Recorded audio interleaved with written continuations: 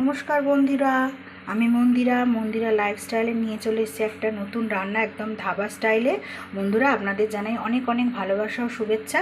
আশা করি আপনারা খুব ভালো আছেন এবং সুস্থ আছেন। আমিও খুব ভালো আছি, সুস্থ আছি। বন্ধুরা, আজকে আমি বানিয়েছি একদম ধাবা স্টাইলের একদম হচ্ছে ভেন্ডির একটা রেসিপি। আপনারা দয়া করে স্কিপ না করে আশা করছি পুরো ভিডিওটা দেখবেন, আর দেখার শেষে অবশ্যই লাইক কমেন্ট শেয়ার করতে কিন্তু ভুলবেন না। আর নতুন বন্ধুরা আমার চ্যানেলটাকে অবশ্যই সাবস্ক্রাইব করে দেবেন। আর এই যে রান্নাটা আমি করেছি, এটা কিন্তু ভাত বা রুটির সাথে কিন্তু আপনারা আঙুল চেটে খাবেন, আমি বলতে পারি। এবার আমি রান্নাটা শুরু করে দেবো। পুরো টপ করে একবার দেখে নিন ধাবার স্টাইলে আমি ভেন্ডি রান্নাটা কিভাবে করব। এখানে ভেন্ডি নিয়ে নিয়েছি, এখানে আমি ফ্যাটানো টক দই নিয়ে নিয়েছি, এখানে আদা রসুন আর শুকনো লঙ্কা পেস্ট করে নিয়েছি, আর এখানে একটু কাশ্মীরি লঙ্কার গুঁড়ো আমি নিয়ে নিয়েছি। এখানে আমি ধনে জিরে আর হলুদটা গুঁড়ো, তাই জন্য একটু জল দিয়ে গুলে নিয়েছি। এখানে নিয়ে নিয়েছি ফোড়নের জন্য আমি জিরে, গোটা জিরে আর কাঁচা লঙ্কা। আপনারা এখানে চাইলে শুকনো লঙ্কাও অ্যাড করতে পারেন। আর এখানে তেজপাতা, এখানে চিনি, নুন, টমেটো আর পেঁয়াজগুলো এই যে ঠিক যেমন আমরা চিলি চিকেনে পেঁয়াজ দিই এরকমভাবে কেটে নিয়েছি। এখানে গরম মশলা, আর এখানে নিয়ে নিয়েছি একটু ঘন হওয়ার জন্য এখানে নিয়ে নিয়েছি আমি বেসন। এবার আমি রান্নাটা শুরু করে দেবো বন্ধুরা। তার জন্য আমি কড়াটা গ্যাসে আগে থেকেই বসিয়ে রেখেছি। কড়াটা গরম হয়ে গেলে এখানে আমি তেল দিয়ে দেবো। কড়া আমার বেশ খানিকটা গরম হয়ে গেছে। এবার এতে আমি তেল দিয়ে দিলাম। তেলটা হালকা গরম হয়ে এলে আমি ঢ্যাঁড়সগুলো দিয়ে খুব ভালো করে লাল লাল করে ভেজে আমি তুলে নেব। বন্ধুরা, এই যে দেখুন তেল কিন্তু গরম হয়ে গেছে, যে সেটা ভালো মতো বোঝা যাচ্ছে। এবার আমি এর মধ্যে গ্যাসটা একটু আস্তে করে দিলাম, গ্যাসের আগুনটা, কারণ ঢ্যাঁড়সগুলো দিলেই খুব ফাটবে। এই জন্য ঢ্যাঁড়সগুলো এর মধ্যে দিয়ে দিলাম। দিয়ে গ্যাসের আগুনটা একটু বাড়িয়ে নিলাম, নিয়ে এবার খুব ভালোভাবে এগুলো নাড়াচাড়া করে নেব। খুন্তি দিয়ে নিয়ে লাল লাল করে ভেজে আমি তুলে নেব। এরকম ধাবার স্টাইলে কিন্তু ভেন্ডির তরকারিটা করলে কিন্তু চেটে ফুটে কিন্তু আঙুল চেটে কিন্তু বাড়ির সকলে কিন্তু বন্ধুরা খাবে। যারা ঢ্যাঁড়স পছন্দও করে না তারাও কিন্তু খাবে। লাল লাল করে ভেজে আমি তুলে নেব। ভেন্ডিগুলো আমার খুব ভালোভাবে লাল লাল করে ভাজা হয়ে গেছে। এবার আমি একটা পাত্রে নামিয়ে নেব। বন্ধুরা, এই যে আমার ঢ্যাঁড়সগুলো একদম লাল লাল করে ভেজে আমি নামিয়ে নিয়েছি। এবার এই তেলের মধ্যেই আমি একবার এর মধ্যে খানিকটা পেঁয়াজ ভেজে আমি তুলে নেব। একটু হালকা নেড়ে নিয়ে পেঁয়াজগুলো আমি তুলে নেব। খানিকটা পেঁয়াজ ভেজে নিয়ে তুলে নেব, আর খানিকটা পেঁয়াজ আমি মশলার সাথে কষিয়ে নেব। একটু লাল রং ধরবে তখন আমি পেঁয়াজগুলো তুলে নেব। এখানে কিন্তু আমি কোনো নুন এখন দেবো না পেঁয়াজগুলো, তাহলে পেঁয়াজের যে ক্রাঞ্চি ভাবটা কমে যাবে। একটু রং ধরলেই আমি নামিয়ে নেব। বন্ধুরা, পেঁয়াজগুলো আমার হালকা রং ধরে গেছে। এবার আমি এগুলো নামিয়ে নেব।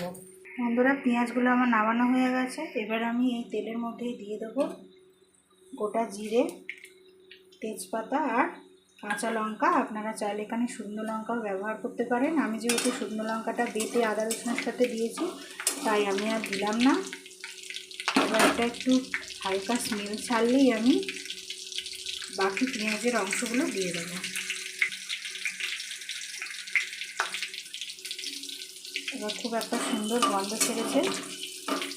এবার আমি এর মধ্যে দিয়ে দেবো বাকি পেঁয়াজের টুকরোগুলো, আর এর মধ্যে দিয়ে দেবো আমি টমেটো কুচি আর নুনটা, যাতে তাড়াতাড়ি পেঁয়াজের টমেটোটা নরম হয়ে আসে। দিয়ে এবার এগুলো আমি খুব ভালোভাবে নেড়ে ছেড়ে নেবো। নরম হয়ে আসলে আমি আদা রসুনের পেস্টটা দিয়ে দেবো। বন্ধুরা, পেঁয়াজ আর টমেটোগুলো খুব লাল লালভাবে ভাজা হয়ে গেছে আর নরম হয়ে গেছে। এবার আমি এর মধ্যে আদা রসুনের পেস্ট আর কাশ্মীরি লঙ্কার গুঁড়োটা যেটা রেখেছিলাম আমি, সেটাও আমি দিয়ে দিলাম। এবার আমি অ্যাড করে দিলাম ধনে আর জিরে আর হলুদটা, যেটা আমি গুলে রেখেছিলাম গুঁড়ো বলে, সেটাও আমি এর মধ্যে দিয়ে দিলাম। এবার আমি খুব ভালোভাবে এটা কষিয়ে নেব। বন্ধুরা, মশলাটা আমার খুব ভালোভাবে কষা হয়ে গেছে। এবার আমি এর মধ্যে ভেজে রাখা ভেন্ডিগুলো দিয়ে দিলাম, দিয়ে এবার একটু নাড়িয়ে চাড়িয়ে নেবো মশলার সাথে। ভালো করে নাড়িয়ে চাড়িয়ে নিচ্ছি এই মশলার সাথে। এবার আমি এর মধ্যে দইটা, ফ্যাটানো টক দইটা অ্যাড করে দেবো। এই ফ্যাটানো টক দইটা আমি অ্যাড করে দিলাম। গ্যাসের ফ্লেমটা কিন্তু আমি একদম আস্তে রেখেছি। দিয়ে এবার আমি নেড়ে ছেড়ে নিলাম। নিয়ে এবার আমি এর মধ্যে অ্যাড করে দেবো চিনিটা। একটু চিনিটা আমি অ্যাড করে দেবো। এই চিনি আমি অ্যাড করে দিলাম এর মধ্যে।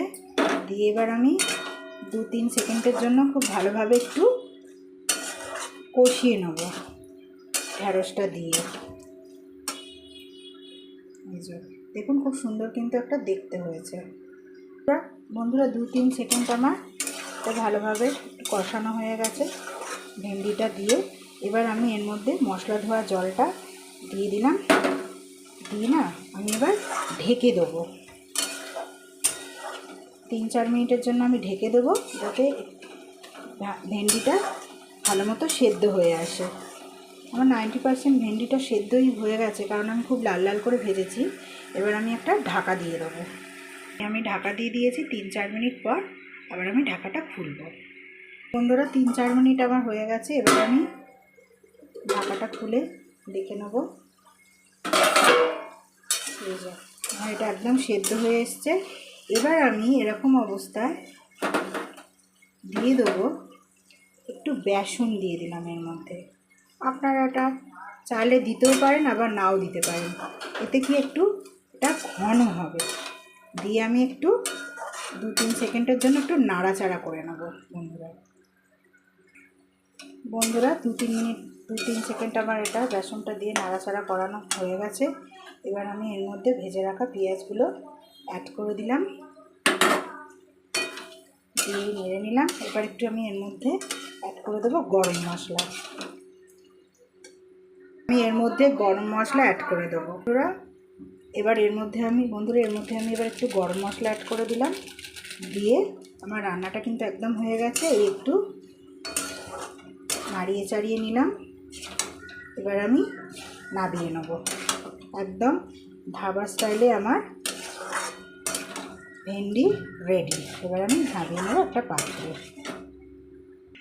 বন্ধুরা ধাবা স্টাইলে ভেন্ডি কিন্তু আমার একদম রেডি হয়ে গেছে। এই যে দেখুন কত সুন্দর দেখতে হয়েছে, খেতেও কিন্তু খুব দুর্দান্ত হয়েছে। আমার যদি রান্নাটা আপনাদের ভালো লেগে থাকে তাহলে অবশ্যই ভালোবেসে একটা লাইক কমেন্ট করতে কিন্তু ভুলবেন না।